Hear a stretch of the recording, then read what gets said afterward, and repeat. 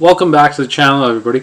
Today I'm going to go over how to track stock returns by month in Google Sheets and answer the question, is December a good month to invest in the stock market? Tomorrow being the start of the last month of the year, I'll look at whether now's a good time to buy shares of Amazon. I'll show you how you can make a template to calculate monthly returns to see does a stock typically do better in certain months of the year and how it has done well, whether it's done well historically or not. So I'm going to start with creating a place for the ticker symbol. Anytime you're creating a template, it's good to have a place where you can change your variables so that you're not having to recreate the formula all over again. So I'm going to use the S&P 500, and its symbol is .inx if we're pulling data from the Google Finance function.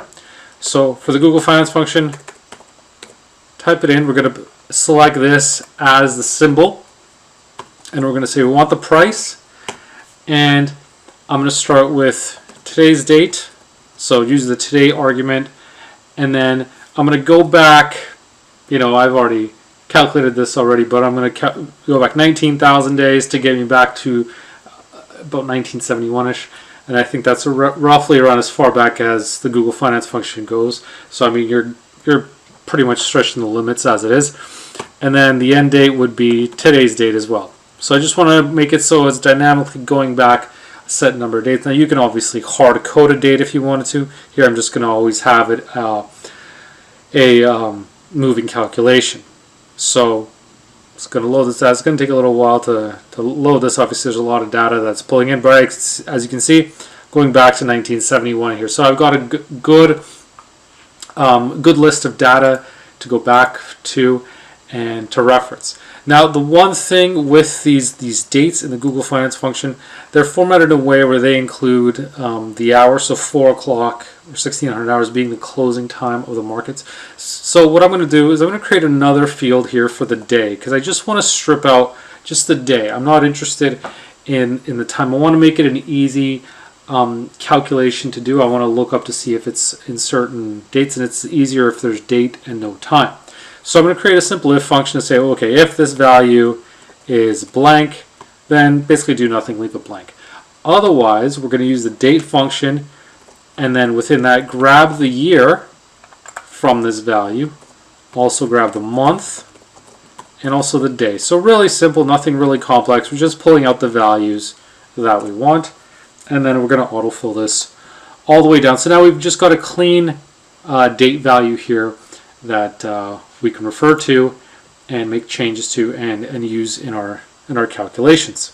The next thing I'm going to do is create a list of the different years that I want to go back. So I want to be able to look back to previous years and previous months to see how the stock or how the index has done. So I'm going to start with 2023 and then just do the current year -1 so that I'm going backwards. So let's go back 1987. This sounds good. So then going across, I'm going to create a field for every month. So January, February, March, April, May, July, August, September, October, November, and December. So now that I've got values for each month of the year. Now the next thing I'm going to do, now this is the crux of the whole template here, is I'm going to create a formula to create these calculations to tell me what was the percent change for the ticker for that month. So how I'm going to start with, so I'll break this down slowly. So I'm going to start with the index function, and what the index function does is I can set which column I want to pull the values from. So I'm interested in the closing value, right? Because I want to take one value, divide it by the value from the previous month to calculate that change. And so I've got my index, and now to determine the row, I'm going to use the match function. Okay, and what I'm going to do with the match function here is I'm going to calculate the last day of the month. So to do that, I'm going to use the EO month, so end of month function, and within this, the start date, I'm going to set it using my date value formula. my date value function. How this works is with the date value function, you're basically entering a string. Like you could type in, January 1, 2023. But obviously we don't want to do this because this is hard coding your data. This is going to be really difficult to change it and make it dynamic. So what we can do is the next best thing. So we know that it's going to be the first of the month, right? We know that. So what we can do is we can leave the 1. We know the 2023 is going to coincide to the year, so that can be a formula. January can be a formula as well. We reference the header. So this is how we'd structure it. So instead of putting January in quotes, what we're going to do is reference this value, and here I've got it set as F2. And because I want this top row always frozen, so if I copy this formula down, it's still going to stick to that second row. I'm going to freeze that second value by putting a $sign into it. So that's going to always link to this top one. So it's going to be January. And then I'm going to use the ampersand. And then in quotes, I'm going to put space 1. And then I want to include the comma, include another space, right? So because you want it formatted just like how you were to type it in, as if I were to type it in January space 1, comma, space 2023. I want to create that same string. And now I'll close quotes here, and now I'll use the ampersand again to join this together with this value here in E3. Now in this case, I want the column to stay the same. I want it always to stay in column E, so that if I copy this across, it's still going to link to column E. So to do that, I'm just going to put the $sign in front of E and not 3. So now I can delete this, I can get rid of that, and now my end of month function will be getting the date of January 1, 2023 as the start date. And to get the end of the month, I'm just going to put months 0. I don't want it to jump ahead any months. I just want it to grab the current month end. Okay, so now that that's correct, now what I'm going to do is select the range that I'm going to search to, and this is going to be column C, which is these values that I created in my function to clean up the day values. And then once, let's put down the details so we can see what it is. So search type is 1. So that way we can pull the closest date. We're not looking for an exact match in this case, just in case the date doesn't show up, or there was a holiday, whatever the case may be. So that's what it does there. So if we go in here, we can see the search type, and so we see 1 finds the largest value, less than or equal to, right? So that tells us we're not looking for an exact match in this case. And then for the column number, what I'm going to do is set this equal to 1, just because there's no other column in this anyways. So I just want to make sure that it's pulling the value 1, because if you put a value of 5, it's going to, or 2 or 3 or 4, it's going to look for the second, third, fourth, or fifth column. But I've only got 1 column in this index, so it has to be 1. Okay, so now I'm going to hit enter just to see that this is pulling the correct value. So 4076.6. So that would have been presumably the date for January 1, 2023. So let's take a look down here. So if I go to January 1, or closest to, or actually, sorry, it's the end date, January 31st, 4076.6, which is what I've got. 4076.6, that is correct. So it's not January 1, it's the end date, because I got this end of month function. So it's going to give me January 31st. So that is correct. So it's giving me the value for January 31st. So that is half of my formula that I need to set up. The next half is going to be, I need to divide this by the previous month. Now the good news is I've already done the hard work on this formula. The main thing I'm going to do is copy this actually. So I'm going to take this, so this is the current ending month value, and I'm going to divide it by the previous month's ending value. And so to make this work, all I need to do here is this value here. I'm in the end of month function. So in this first part of the formula, I set it to 0. I just wanted the current month. But if I want to go back a month, I want to get the previous month's value, then I'm going to set this to minus 1. Now it's going to go a month back. And so the beauty of this, I don't have to change anything else. Everything is still, this logic is still going to be the same. The only thing I'm going to do is add a minus 1 at the end of this, just to convert it into a percentage that I can use. All right, so now I just have to change the format so it shows a percentage. So 6.18%, that was the increase compared to January 31st, 2023 versus December 31st, 2022. So remember, we had a value of 76.6 for January. So let's go back and see what December 31, 2022 would have been. So if we go back here, so it's going to be around 3839.5. That's the value I'm going to use, 3839.5. 3839.5. So if we take these values, 4076 divided by this value, this 3839, sure enough, we've got 1.061. This is why we do the minus 1 to get rid of that leading 1, and then convert this into a percentage. So we've got that same exact value. So calculation checks out. So that is correct, and that is set up correctly. Now, if we've set this up correctly and we've got everything frozen where it needs to be, we can copy these formulas across and down, and Excel or Google Sheets will do the rest for us. So if I copy this all the way down, let's take a look to see. No. So what did we miss here? So let's take a look. So the one thing forgot to do was freeze those columns. So column C, let's freeze that. And column B, yes, should have frozen those. So I just want to make sure that that is all frozen. So that's the easiest mistake to make. You forget to freeze columns, but simple enough thing to fix. There we go. And so we don't have any values yet for December. It's still giving us a 0 value just because it's going for the largest value. So even though it's not there, so it's going to be dividing the current date that we've got here. So as you can see, it's filling it in nicely. Now what I can do is copy this all the way down, and so by double clicking we do the flash fill.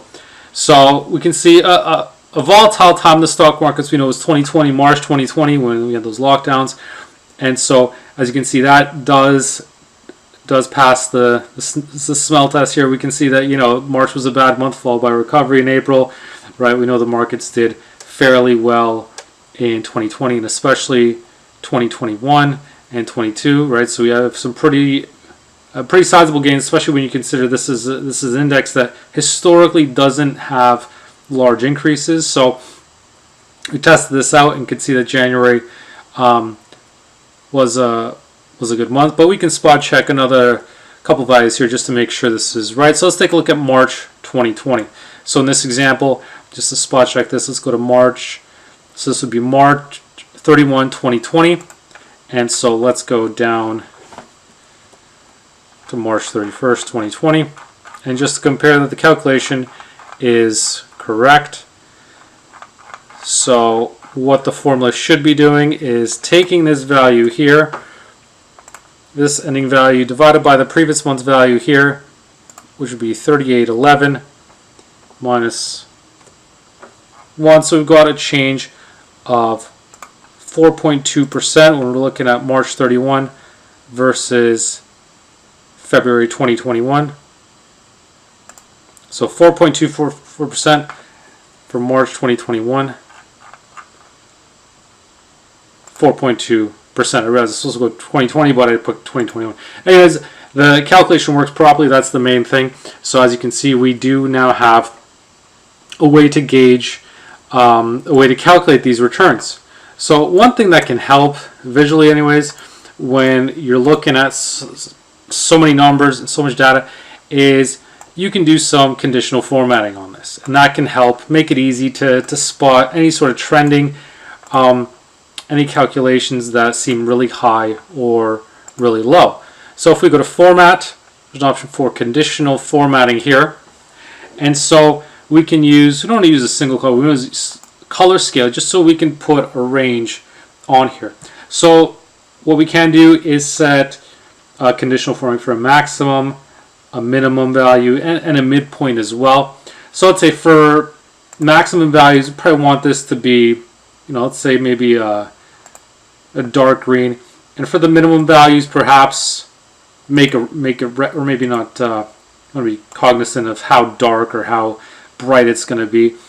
And I always like to set the midpoint, let's say percentage to about, let's say 0. Let's set it to white, just so we can have an idea of when it goes from positive to negative, even though this is looking at the minimum. So you could still technically have a minimum value and be red.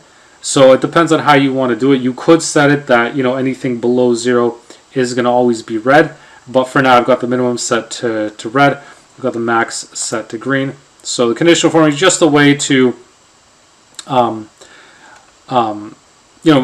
you see visually where there's been good months and bad. Like here we can see negative 1.77%, but technically this is still green just because this value is the lowest and it's much further into the red.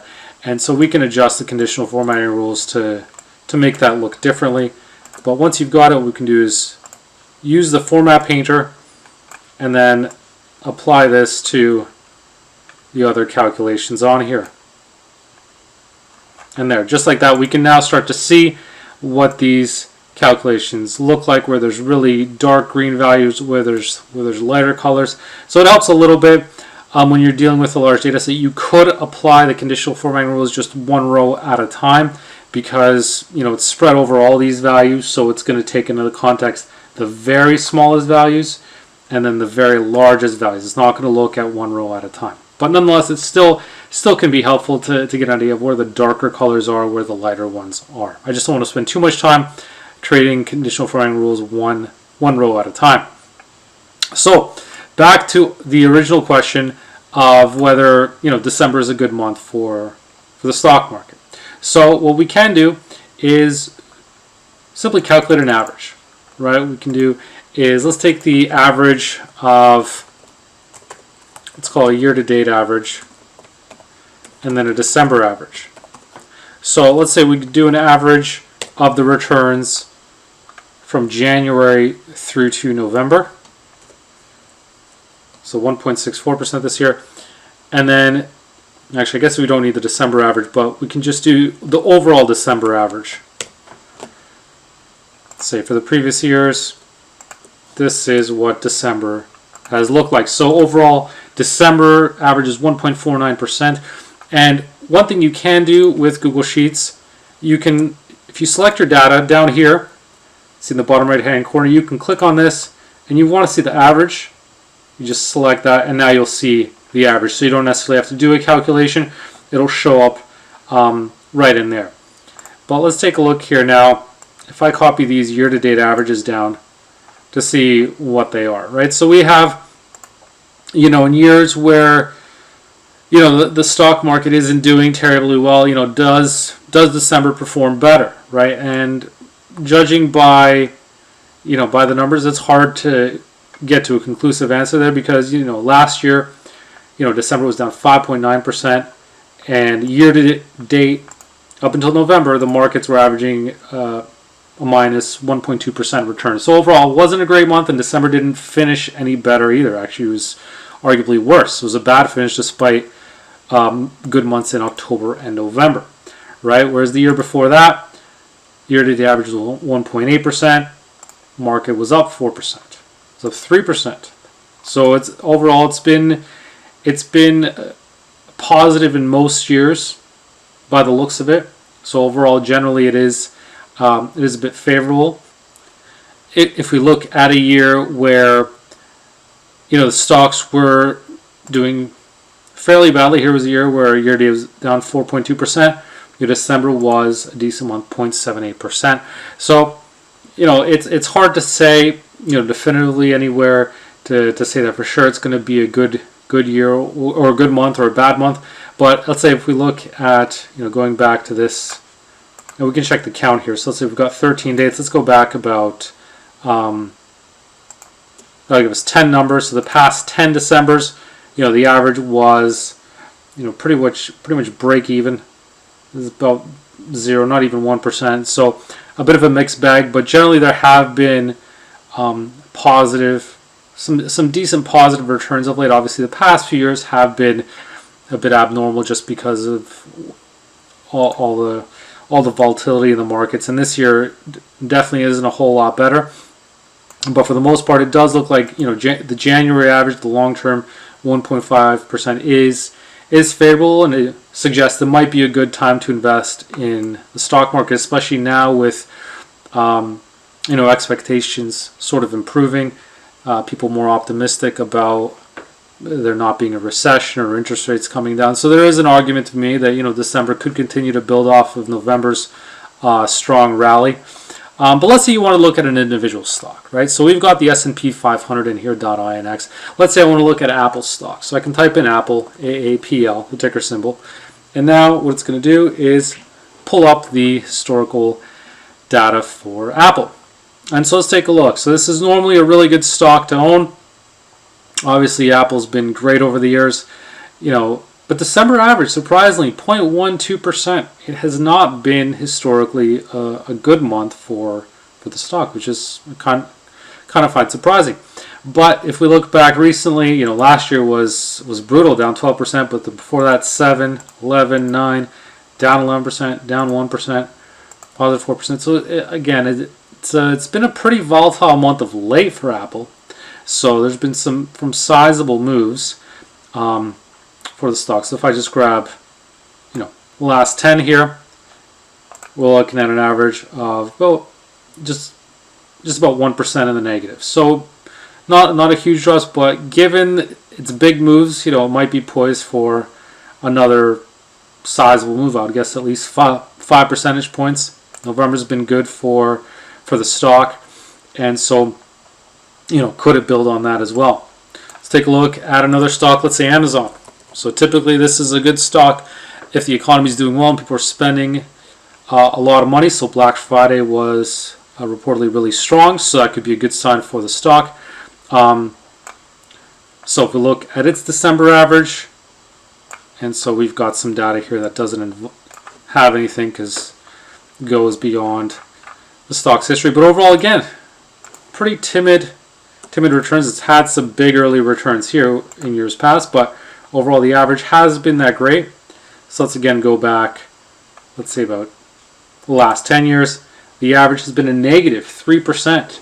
So December typically has not been a good month for Amazon. But again, November's been fairly strong. So, and again, that positive outlook for next year could mean that maybe it gets back into positive. But overall, December not a terribly good month for Amazon. So anyway, that's how we can use a template like this using Google Finance to do these what-if scenarios to potentially help you identify trends with individual stocks to get an idea of which ones might do well in certain months versus others. So the key to making this work, what we did is use the Google Finance function, get the historical prices. I went back 19,000 days. I mean, you can hard-code a date in there. And then cleaned up the formatting for the date, and we're just pulling out the year, month, and date. And then once we got that, the key thing to making this all work is using the match function, using the end of month function, using the date value so that we can make this dynamic formula. So as we copy this into other columns and other rows, it's always going to update to pull the month and the year and then compare it to the previous month. And so the end of month function is really useful in that sense because it can give us the current month and it can also go back in the previous month. And if we're not looking for exact matches in the match function or in the index function, in the index function we're looking for just the first row, but the match function, if we're not looking for exact match, that can be helpful to us because it's not going to necessarily look for that exact date. It's going to look for the closest date, and that's going to be good enough for an exercise like this where we just want to get a gauge of how the stock normally does in a certain month. So that's how we can structure this and to create a file that is a bit dynamic and in making these calculations work. So Google Finance is a really useful function, and in Google Sheets it's really easy to pull in the stock data. And as you can see, whether you want to track an index, whether you want to input your own specific ticker and do a what if calculation, it's possible to do that just using the functions that are available in Google Sheets. So not an overly complex thing to do. The key thing is just making that logic work, so you're creating that correct date value calculation. The main thing is putting the spaces around the dates, and think of how you would type out the date yourself, and basically structure around that way. So that's how you can do this and potentially create your own template for tracking this. Now, if you would like me to share my template with you, please let me know in the comments. Leave a like and subscribe, and to tell me that you do like videos like this and you would like to see more templates like this, so that I know that you're interested. And thanks so much for watching.